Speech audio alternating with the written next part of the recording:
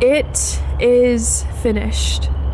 These are the last 3 words anyone would hear Jesus say, and it happened on a cold, dark, and rugged Friday.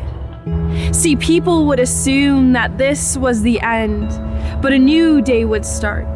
The hardest day would just begin. That day is a Saturday, and it was filled with mourning and filled with grief.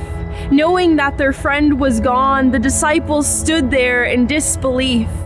And as each hour passed, the pain surpassed the last, reminded of every whip and lash, and the breaking of Jesus' body like glass. But it wasn't until the sun came up on a Sunday, when their pain, their fears, and their doubts would all go away. See, when they discovered that empty grave, they understood that history was about to be made. Because it wasn't the end when Jesus said, "It is finished." What he was trying to say is that sin is diminished, that you don't have to carry this weight on your shoulders because a dead man will rise and move that boulder to conquer the very thing that separates us from God, which is death itself, so that we could be living our best and holy self.